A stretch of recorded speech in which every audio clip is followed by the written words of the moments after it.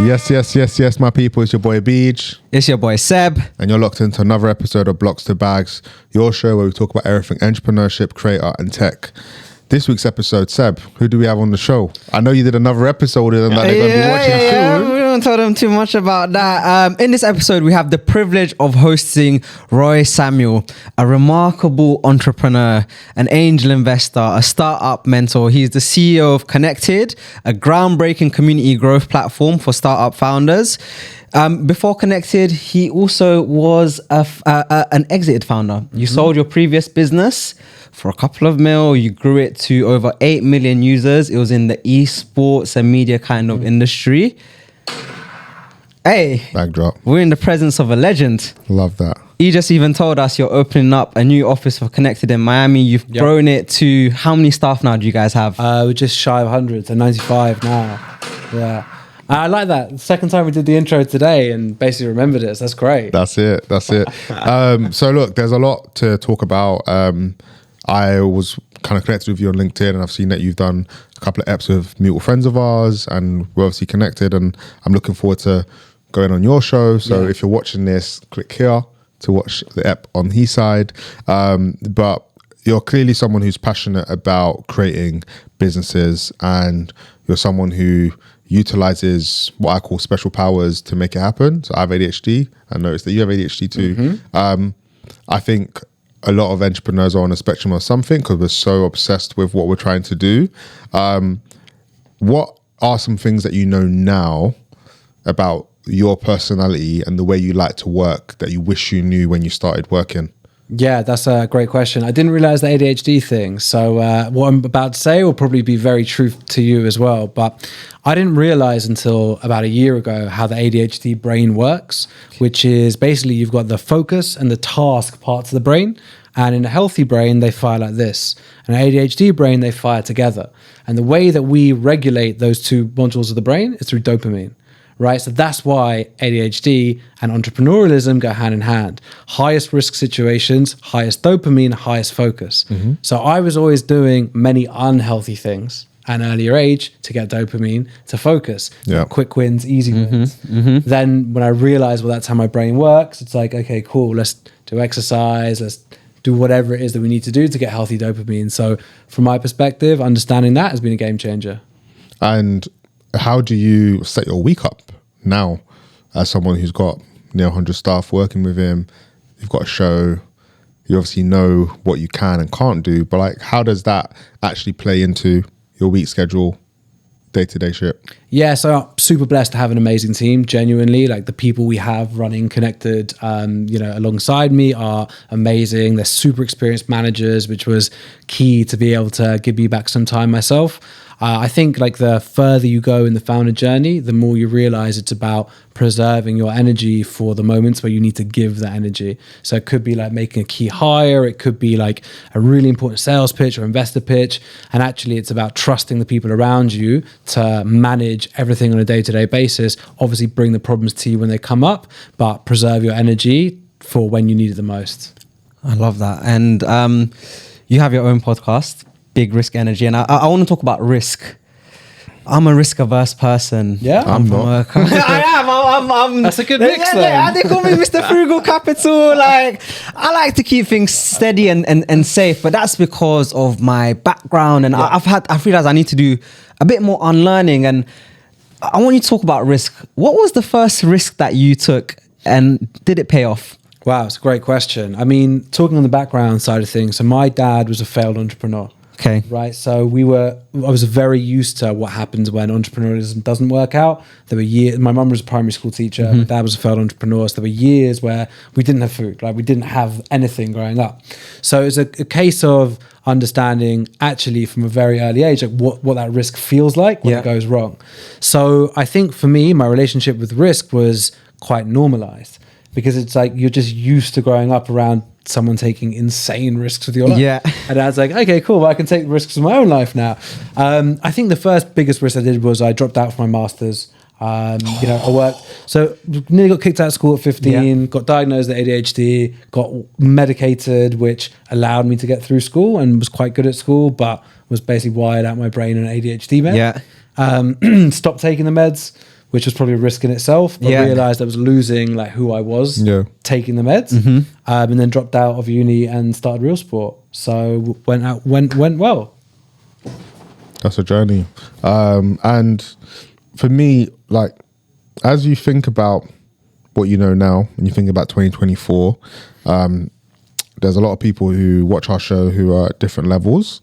How do you actually plan for a year? How do you business plan?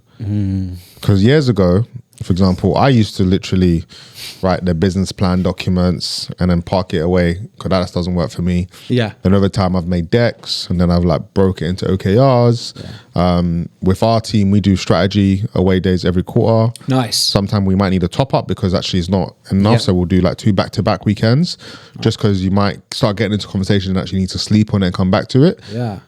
So in my different businesses, I actually plan in a different ways. Okay. But how do you currently business plan and how are you going to business plan for 2024? Yeah, I've got to say, love the away days, right? And I think from like a team building perspective and like getting everyone on a level, on the same page, just pulling in the same direction is amazing. So try to do that as well. Although I love the idea of doing it back-to-back weekends when there's something you've got to take away. That makes a lot of sense to me.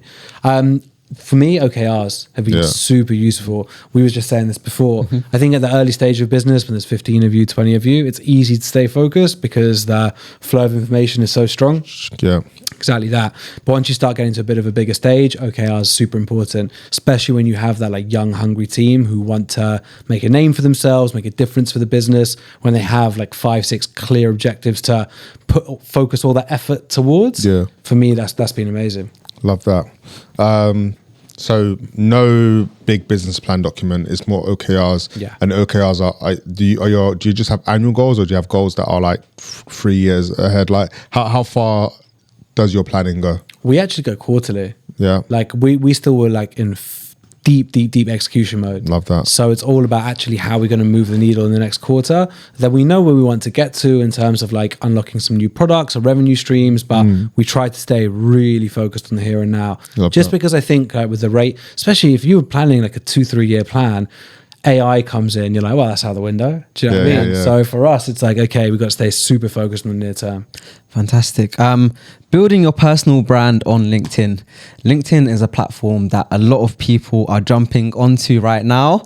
You've got around 35,000 followers, which is just like insane to think about. It's like your O2, Wembley Arena. You're selling out stadiums. and Royal Albert Hall together.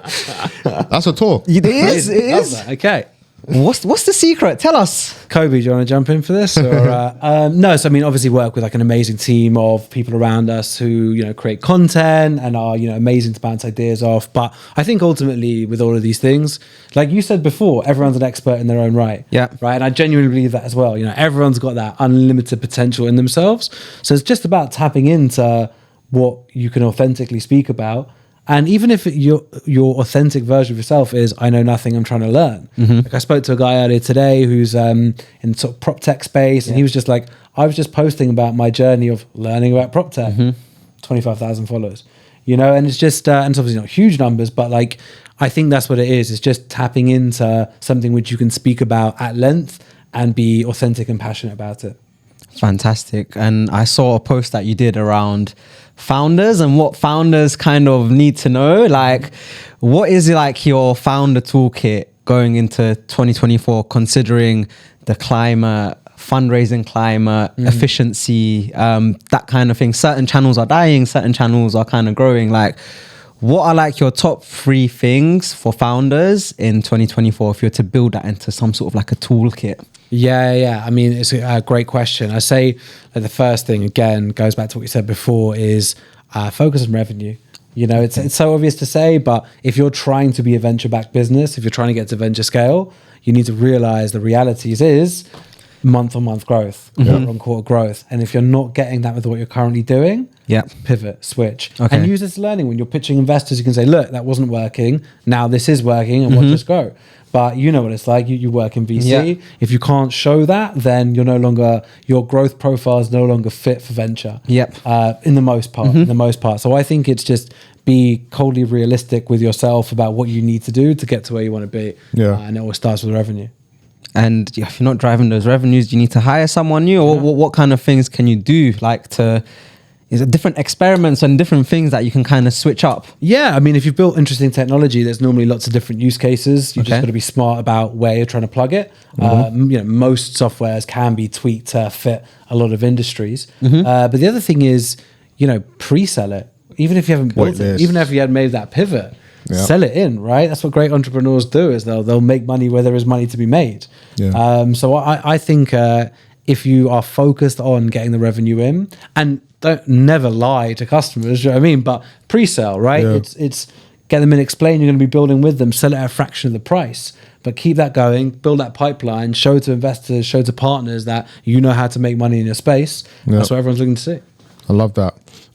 So looking to kind of start building a waiting list, we like to get real practical on the show. I am a first-time founder, or even a serial founder. I've obviously, got a couple of businesses that haven't done well. I'm now in the headspace of like, I want to get this one right. I want to get this pre-sale vibe going. Practically, what tools can we use to build out this pipeline? So there's something I've seen flying around called ScoreApp, for example. Done by Daniel Presley, where What's that? It's a little app that you can implement onto your website that is like a bit of a quiz that you can get people to fill out, that enables you to get, in exchange for giving them value, helping them work out whatever it is that you guys solve. So it might be a quiz on how to do X, so a quiz on how to make your videos faster, or a quiz on how to launch an events business. And obviously in the back end, you've got an events business service. But you're doing something that enables you to kind of garner a bit of a wait list, and garner a bit of like some customer data, pain points. So that's one thing I've noticed that I know is out there that people can use right now. Let's all go around the room. Is that what other things can we utilize? You first. Start, Go on, man. Well, I guess it's how big is your community, right? Because if you're building a community of people, that could be through social, that could be through events, then you've got your wait list there, right? It's people who love what you're doing, they're passionate about the space, passionate about the problem that you're solving, or at least involved with it.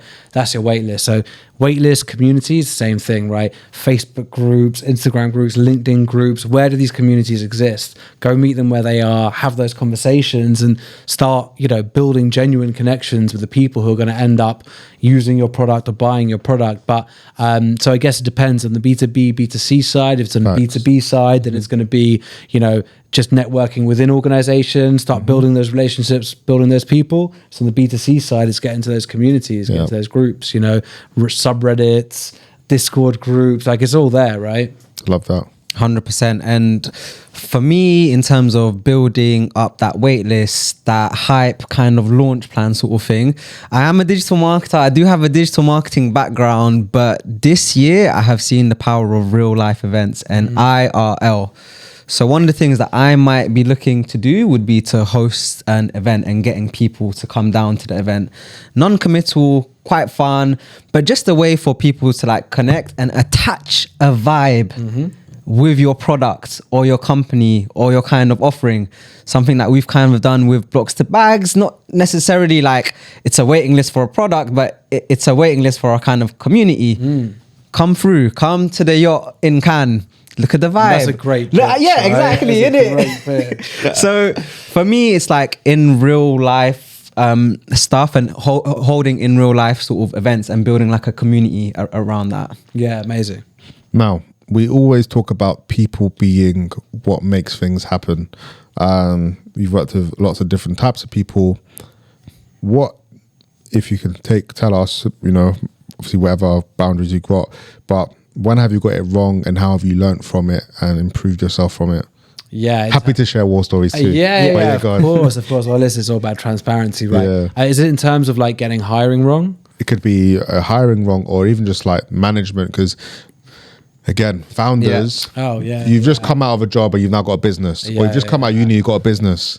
You've never managed. So many mistakes. So it's like we're learning on the job, and because we're building so fast, you don't have the time to go and do a management side course or watch the management degree that's on YouTube that's like 2 hours long. Yeah, 100%. You're right. Well, on that, we were literally saying that in our VC company this week, and we've created a course just to teach the founders how to manage, because a lot of them, they're starting the businesses and they're at good revenues, but they have never managed a 20, 30, 40, 50, let alone 100 or 500 person team? Yeah, absolutely. I mean, so many mistakes, right? I'd say one of the biggest mistakes that I see many founders make, and I made myself the first time around for sure, is giving away too senior titles too quickly. Yeah. Right? You've been here before, we've all been here before, right? Yeah. You make your first marketing hire, your CMO, and you're literally saying, I'm going to have to fire you, in a year's time, or you're going to have to take the biggest ego hit ever. Which is difficult for people to do. So I think probably the most important thing for you to do with early hires and early people is educate them on the reality of going from generalist to specialist, and say to them, look, this is what's going to happen. So I know you're wearing 10 hats right now, but think about which hat you want to wear, because then otherwise you're setting them up for failure, right? You're saying to them, yeah, just do everything will be fine, blah, blah, blah. And then it's like, oh, you've got nowhere to be.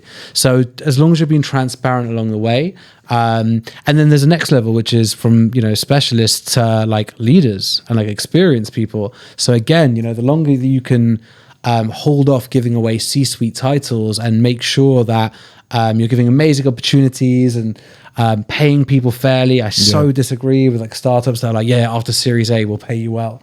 Until then, basically work for nothing. Something never agree with, but yeah, exactly. But we could be here all day on hiring war stories, right? Yeah. I think for me, what I'd say is not doing reviews properly. So everyone's just in, and like every time there's a mistake or something happens, it's not really being logged properly. You're not giving people feedback, or you're not giving yourself time to get feedback from others as well. So oftentimes I feel like there's some stuff that happens in corporate land that just would work if you do it in your business. So having appraisals every 3 months. If you're not going to have appraisals, then bring in an alternative to your stand-up. So having it be duo, so like not just you giving them feedback on how they're done, but also getting them to feel like tell you how you're doing. Do they feel supported? Do they feel like they're getting learning things? And I think anyone that's like stayed with me long term, or like still kept a friendship with me in a professional sense and come back and done different things, there's definitely a difference in those people that I invested that time once I learned to do stuff like that, versus people who we were just part of the big mix and we didn't do that one-on-one time, because it goes both ways. And I think for me, I've made that like a non-negotiable. I will never even let 3 months go past without you getting that feedback. Some people don't actually want the weekly feedback. And that's where I think them OKRs and having that digital board, something that everyone can see what our progress is across loads of things, also helps. Like if you put that to the side, I'm now spending more time talking to people. Who do you want to be in the world? It's okay if you want to be with us, then let's make this the best place for you to work forever. But it's also okay to be like, you know what? I actually see myself here for a year. And I'm like, all right, cool, great. Give me that year. Yeah. Let's build, or give me 6 months. Let's build. And thank you for the honesty. Do you know what I'm saying? Because then I can find extra things to help you with the next journey. Like there's people who've come into my businesses and they've started in one position, and a couple years later they're doing these really big things or doing very side different things. But as long as there's that transparency, you can then both build a roadmap together. I think that's like something that love that I've learned the hard way, because there's people I brought in where we didn't do that one-on-one development time, and ultimately it's cost resource, time and energy, and it'd be very expensive to hire back. A great example is I had this awesome person I worked in my other startup and brought them into another business, and L'Oreal came and poached them. I was so gutted when that happened. Because I'd invested like months of like training them, teaching them, giving them contacts. But if I just asked them like, what do you want to be? Because they came from a skincare business I'd invested in, moved into a media business I was in. Right. They'd always loved beauty and skincare. I should have known. Yeah. Or we could have had that conversation. And granted, they gave me a great handover, but yeah, you know? Yeah, 100%. I think it's such an interesting one. And I'd love to know what you guys think. But for me, one of the most interesting things about like leadership and managing people in this way is like it really holds up a mirror to yourself in terms of like, where's your ego at? Like, where's your weaknesses? Like what you see in your team is often what you see in yourself as a leader, or see you lack in yourself as a leader. So for me, it's been such an interesting like growth journey and forcing myself to grow with seeing how I'm responding to teams. Yeah, absolutely. When you think about future you, there's a beautiful app called, Write a Letter to Your Future Self, right? Okay. A lot of people always like to do questions about the past, which I like. It's very important. History teaches us things. But I also like futuristic stuff. Everyone's talking about AI. Everyone's talking about all these things that may or may not exist. But when you think of future you, what are some things that you want future you to look back and be proud of that you did now that helped them then? It doesn't have to all be monetary, whatever, however you want to go with it.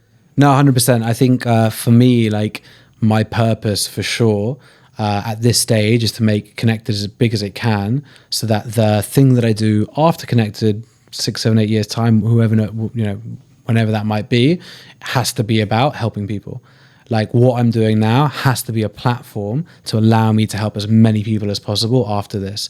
And I know what that looks like right now. It's possible to predict where the world is in 6, 7 years time, but I know that's the thing that will allow me to almost be like a vehicle to do good. And I know that the mentality of everything I achieve now is just to help people in the future will allow me to just be so aware of the opportunities coming to me, because I know that there is such good intention at the end of it. And I know it's a bit of a strange answer, but like that's genuinely how I see what I'm supposed to do with Connected, is just create something which will be a platform for the next thing, which does so much good. I love that.